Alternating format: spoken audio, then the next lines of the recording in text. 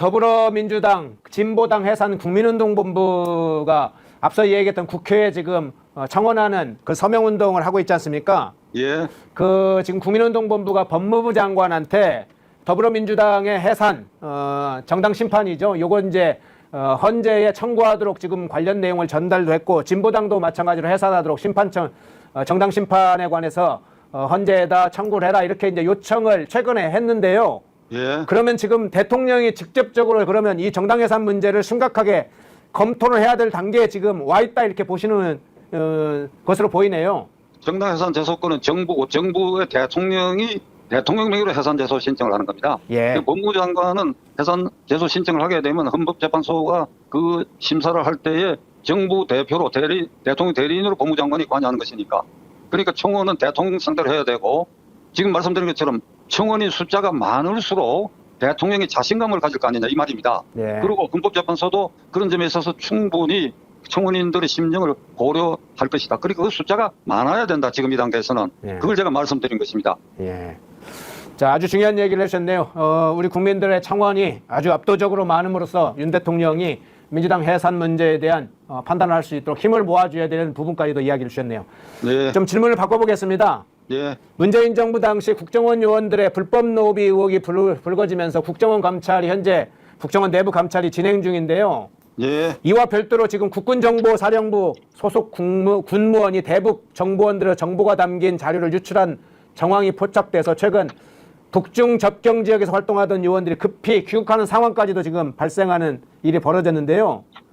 정보 양대 기관인 국가정보원과 국군정보사령부에 발생한 이번 사건 국가안보에 좀 치명적 영향을 미친다 이런 분석도 있는데 지금 상황 어떻게 보시나요?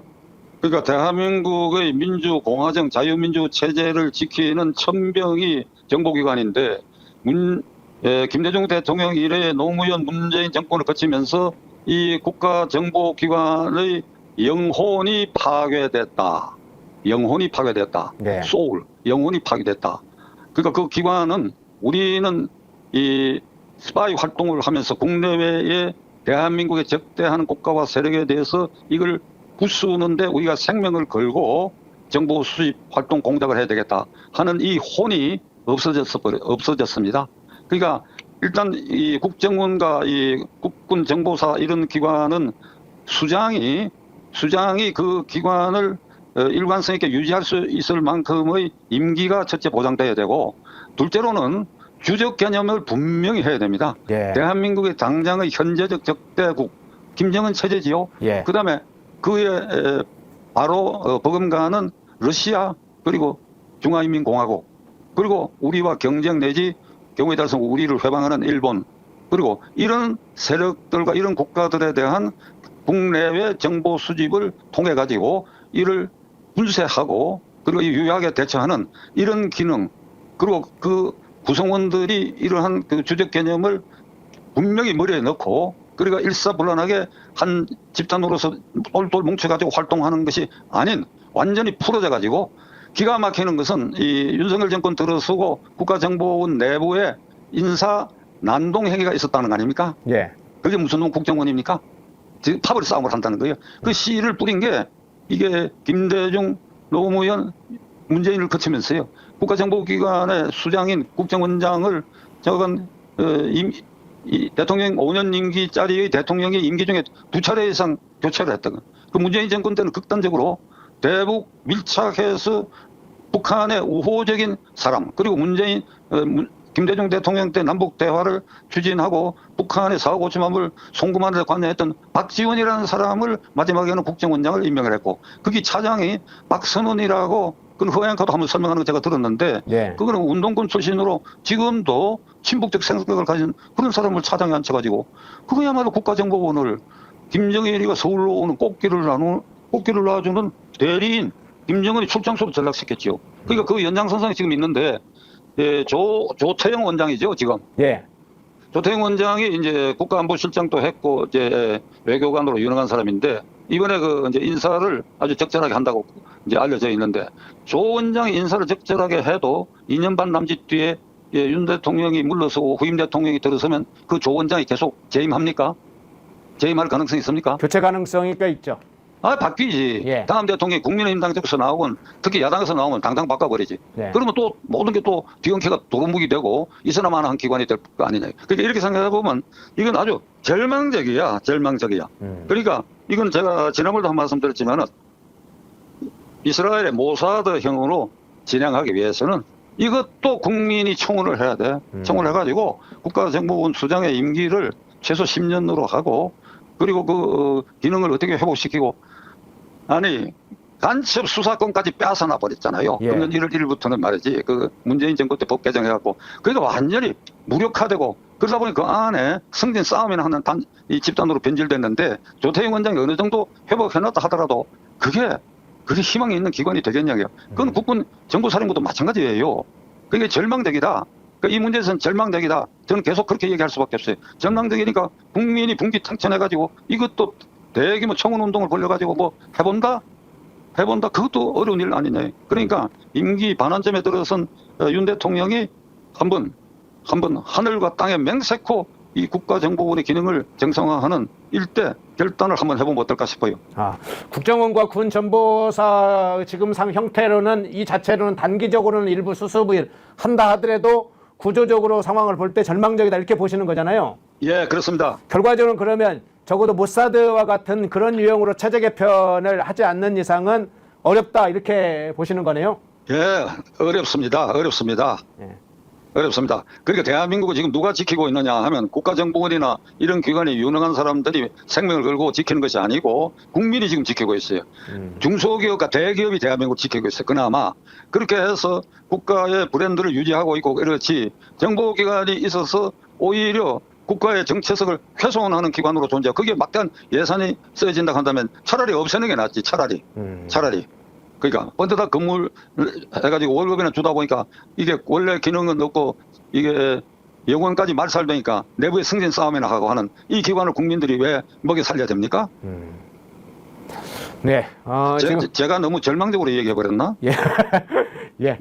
사실은 그래요. 예. 그러니까 절망적일 때 최대의 위기 때 기회가 올 수 있으니까 예. 대통령과 여기에 관심 갖고 있는 우리 모든 국민들이 민주당은 이거 기대지 말아야 돼. 민주당은 국가정보원도 없애고 그리고 검찰도 없애자는 사람들 아닙니까? 예. 그러니까 그 사람들 국가 파괴 세력이니까 그러니까 이런 파괴 세력이 지금 전면에 나서 있는 데서 이걸 복원한다 하는 거는 참 험난한 길인데 어떤 혁명적 결단이 대통령과 현재 우리 떠드는 국민들에게 있어야 되겠다. 이 말씀을 드리고 싶습니다. 네. 혁명적 결단을 해야 될 시기다. 이렇게 말씀 주셨는데요. 마지막 질문 이거 좀 드릴게요. 예. 대통령실이 김건희 여사의 활동을 공식 보좌할 제2 부속실 설치를 지금 이제 추진하고 있는데요. 예. 여기에다가 이제 대통령 가족과 측근들을 감찰한 특별감찰관도 국회 추천이 있으면 바로 임명하겠다 이런 입장을 밝혔는데요. 예. 제2 부속실 설치 이런 문제에 관해서 지금 어떻게 보시나요? 우선 특별감찰관 문제에 대해 간단히 말씀드릴게요. 박근혜 대통령 때 법이 만들어져 가지고 이석수 감찰관이 임명됐는데 문재인 대통령 때 들어와 가지고 아예 임명 안 했습니다. 5년 동안. 그러니까 문재인 대통령의 여러 가지 사법 리스크가 걸려 있는데 이 직무유기 특별감찰관을 법에 임명하도록 강제되어 있는 걸 대통령이 임명하지 않는 것은 직무유기고 직권남용이니까 이 부분도 문재인 대통령의 사법적 책임을 물어야 된다고 생각합니다.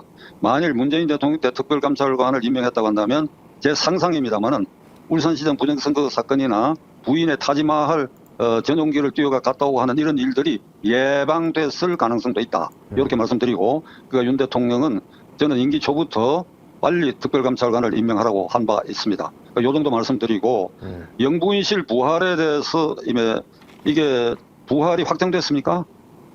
예, 영부 제2 부속실은 설치 중입니다. 설치 중이죠. 네.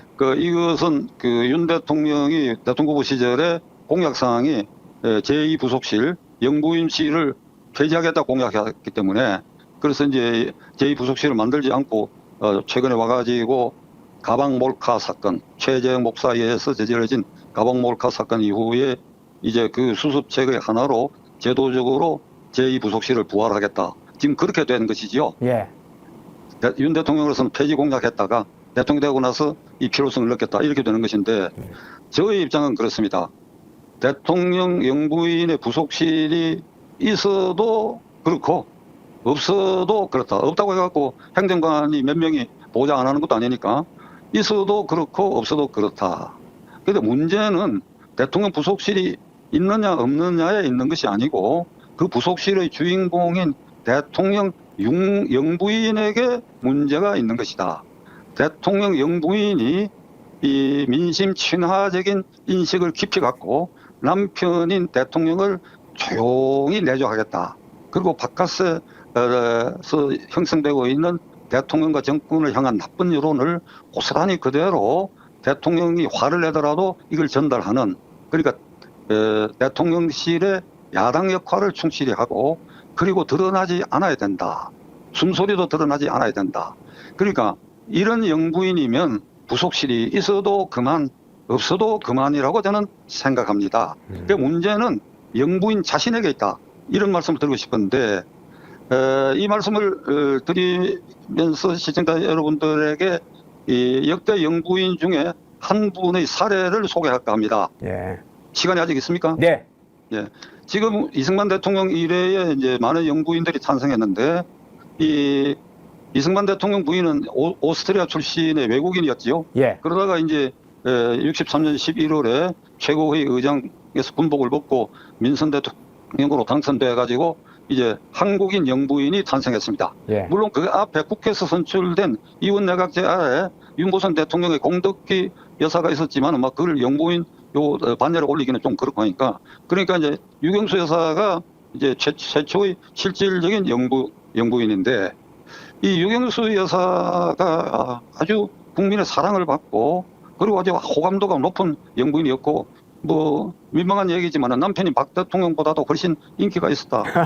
예. 이런 평판을 받는 분인데 네. 왜 그런 평판이 나오게 됐냐 하는 에피소드를 내가 한두 가지 소개하려고 합니다. 예. 66년 2월에 박 대통령 부처가 이 대만 그리고 말레이시아 그다음에 이 태국의 국빈 초청을 받아가지고 제일 먼저 말레이시아를 갔어요. 2월 달이지만 그건 열대지방이니까 날씨가 더웠어요. 그러니까 이제 공식 행사에 한복을 늘리고 참가를 했기 때문에 여기서 출국할 때 준비한 것이 한복에는 고무신을 신어야 적격인데, 그러니까 뒤에 치렁치렁 걸릴 수가 있으니까 약간 굽 높은 가죽 구두를 신고 갔었어. 그러니까 말레이시아 3박 4일 동안에 발에 통증이 오기 시작했는데 드디어 그것이 태국에 가가지고는 발이 퉁퉁 붓게 되었습니다. 네. 그래서 저녁에 이게 찬물을 물통에서 받아가지고 발을 담그고, 그래 이걸 이제 사귀려고 노력을 해도 잘 안 되니까 그걸 보좌하고 있던 여 행정관이, 사모님 이게 좀처럼 이게 사그러들지 않으니까 제가 백화점에 가서 좀 말랑말랑한 신을 하나 사오면 어떨까요? 이렇게 진언을 했답니다. 예. 그랬더니 유교사가 순간 빤히 쳐다보고, 지금 뭐라 그랬어요? 백화점에 가서 가죽 구두를 사와요? 무슨 소문이 어찌 날지 알고 그런 생각을 하느냐고. 함부로 그런 생각을 하지 말라고 야단을 쳐버렸어. 예. 그리고 그 다음날 역시 그 발이 부르튼 걸 무릅쓰고 그 신발을 신고 그 과정을 전부 끝냈다. 그 과정을 전부 끝냈다. 저는 유경수 여사의 이런 이 에피소드는 어디에 소개되어 있는가 하니까 조갑재 대기자가 쓴 13권의 대하, 실록, 박정희 정기에 요게 여러 증인들의 증언을 종합해갖고 이 에피소드가 소개되어 있습니다. 예. 그래서 유경수 여사의 이 장면을 떠올리면 좀 민망한 얘기지만은 김정숙 여사처럼 남편인 대통령이 당신 타지마할에 갔다 와, 전용기 뛰어 갔다 와 이랬다고 해서 전용기 타고 타지마할에 갔다 온 김정숙 여사처럼 유경수 여사도 남편이 당신 전용기 타고 갔다 오라 그러면 갔겠느냐? 그 행간은 어찌 생각하세요? 유경수 여사의 지금 어떤 품성을 본다면 그 이야기를 꺼내는 순간 또 얼굴을 확 붉히겠는데요. 얼굴 붉히고 남편에게도 야단쳤을 것 같아. 예. 당신 정신 나가느냐고. 예. 그 다음에 유경수 여사 같으면 최재영 그 악덕 목사라는 자가 이 궁지에 빠뜨리기 위해서 김 여사에게 반공개된 장소에서 무슨 가방인가를 이렇게 슬며시 건네줬을 때 유경수 여사라면 이를 받아들였겠느냐. 제 생각에는 당장에 호통을 쳤을 것 같아. 당신 이게 무슨 짓이오? 호통을 쳤을 것 같아. 어떻게 생각하십니까? 예. 유경수 여사 때면 오히려 그냥 혼쭐나게 이렇게 야단을 쳐서 다시는 발걸음을 하지 못하게 그렇게 했을 것 같은데요. 그래서 이 에피소드는 사실이고 이게 정확하게 기록된 것이니까 앞으로 탄생할 영부인 그리고 현재의 영부인이 이게 유경수 여사가 가장 호감도가 높았던 역대 영부인의 첫째에 가는 분이니까 이런 유경수 여사의 이런 마인드를 잘 이해를 하셔서 남편도 잘 보좌하고 그때 청와대 야당을 자처했습니다. 예. 그래서 에피소드 중에는 이후락 비서실장도 유 여사 앞에 가면 벌벌 떨었다는 겁니까? 이후락 실장이 말을 더듬는데 그 본관에 부인 부속실 앞을 지날 때는 사모님 계시냐고 벌벌 떨면서 얘기했다는 겁니까? 그렇습니까? 예. 왜 그러니까 이후락 실장의 그 그늘진 것도 남편에게 꾸준히 얘기를 하는 걸 이후락 실장이 아니까 그러니까 겁을 먹었다는 겁니다. 이런 에피소드도 있는데 제가 이 얘기 나온 김에 에피소드 한 개 더 소개할까요? 예, 그러시죠. 예. 예. 63년에 이제 직선제 선거로 이제 영부인이 됐습니다. 유경수 여사가.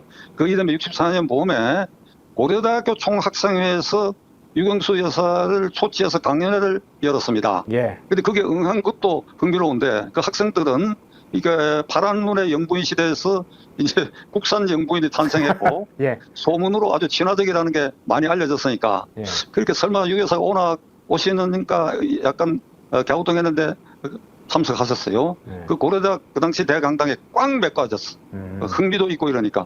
그래가 이제 청와대 생활에 여러 내밀한 것까지도 전부 이 얘기를 하고 난 다음에 질문 받는 시간이 됐습니다. 예. 그 손을 든 첫 질문자인 학생이 이렇게 물었어요. 영부인께서는 남편과 부부싸움을 안 하십니까? 그러니까 순간 학생들이 약간 긴장하다가 와 웃었어요. 예. 그러니까 웃음이 끝나자 유 여사가 어떻게 대답했느냐. 웬걸요?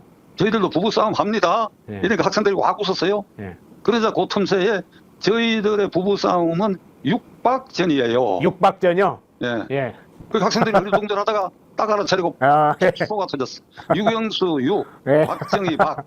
우리 부부싸움은 6박 전이에요. 아주 순간 재치가 그 굉장하시네요. 순간에 예. 박수 환호가 터져나오고 그때는 텔레비 SNS 시대가 아니고 종이신문 시대인데 모든 일간지 정치면의 주요 기사로 유교사 고대 총학생회 출석 우리도 부부싸움 한다. 우리의 부부싸움은 6박 전이다. 화제의 중심이 됐어요. 네. 화제의 중심이 됐어. 저는 유교사가 84년 8.15 국립극장의 8.15 행사장에서 문세가가 흉탄에 이게 쓰러졌었는데 참 안타깝게 생각하고 끝으로 제 상상과 추측인데 유교사가 천수를 누렸다면 11.6 비극도 아마 막아졌을 것이고 그 다음에 네. 따님인 박근혜 양 대통령은 출마는 절대로 막았을 것이다. 절대로 막았을 것이다. 이건 제 개인의 이게 추측입니다. 네. 네, 이 말씀을 드리니까 네, 유경수 여사 그 여러 가지 아주 좋은 사례를 제시했는데 그 내용 외에도 아까 뭐 날아다니는 새도 떨어뜨린다는 이후락 실장이 유경수 앞에서는 조금 벌벌 떤다는 게 재밌네요. 아니 경호실장 박정표 실장도 벌벌 떨었어. 아 그랬어요? 예. 유교사가 호출하면 혼이 난. 그러니까 예. 맞고 그 얘기 부분은 왜 호출해서 왜 혼을 낸지는 다음번에 얘기할게요. 예. 이 부분은 허행하고 소주 먹으면서 할 부분이야. 알겠습니다. 오늘 예. 김건희 여사 이야기 담과 유경수 여사 옛날에 감동 어린 이야기를 많이 들어서 가슴에 먹먹해지면서도 가슴이 벅차오르는 그런 시간이었습니다. 자, 의원님. 예. 예. 아유, 좋은 좀 귀감이 드는 이야기를 해주셔서 고맙습니다. 제 음성이 요즘 가라앉았는데 잘 들리셨는지 모르겠어요. 예, 잘 들립니다. 감사합니다. 예. 다음 주에 그러면 또 긴급 직격 인터뷰 전화로 연결해서 듣겠습니다. 예, 감사합니다. 예. 원장님, 의원님 들어가십시오. 다음 주에 다시 연락드리겠습니다. 모두가 숨죽이고 침묵하던 시절 펜앤마이크는 앞장서 자유와 민주를 외쳤습니다. 자유파 정권 탄생을 위해 싸웠습니다. 2024년에도 펜앤마이크는 쉼없이 달려갑니다. 민주주의 체제수호의 선봉이 되겠습니다. 왜곡된 대한민국 역사를 바로 세우겠습니다. 2024년에도 펜앤마이크를 응원해 주십시오.